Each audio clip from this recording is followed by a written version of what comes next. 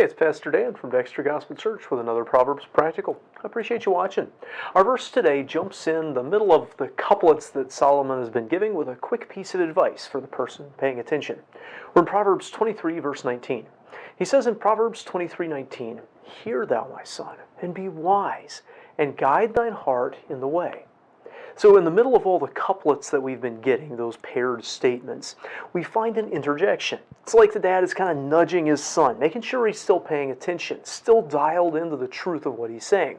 If we want to be wise, we have to hear and apply what he's been telling us. But it's the second half of the verse that's pretty jarring compared to what we usually hear today. How many times have you heard somebody say something like, "Follow your heart"? Well, it's clearly not someone who read and thought about this verse. Our hearts are not to be followed. Our instincts and intuitions and natural desires are all suspect. Our hearts, rather than being followed, need to be guided. We must deliberate about what is going on in our hearts, what we pursue with our hearts. Now, you might ask, if the heart is the seat of our desires and the core of our decisions, how can we possibly guide our own heart? Doesn't it force us along its own path? Well, not entirely. We do have volition over our own hearts. Otherwise, God couldn't have told us, for instance, to love Him with all our hearts.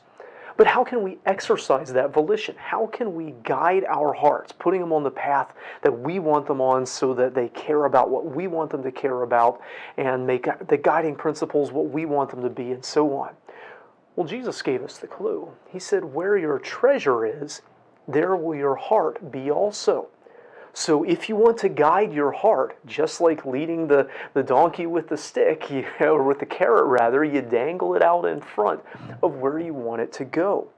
So not only does how we spend what is precious to us reveal what is most precious to us, we can also affect what is most precious to us by investing things that matter to us in it.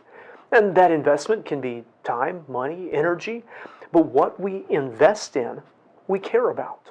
What we don't invest in, usually we don't care about. I didn't usually care about the stock market very much when I was younger, let alone individual companies much at all. But when I finally got a small IRA and had some money in a few stocks, suddenly I cared a whole lot more about what was going on in the stock market and in those companies.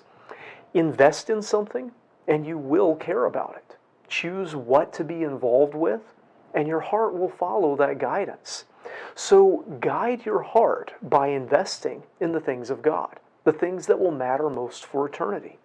Invest in wisdom, and you will be guiding your heart in the way. I hope this video is a help to you. If so, hit the like button. If you haven't already, subscribe to our channel for more insight from Scripture. Until next time, I hope you stay well and guide your heart.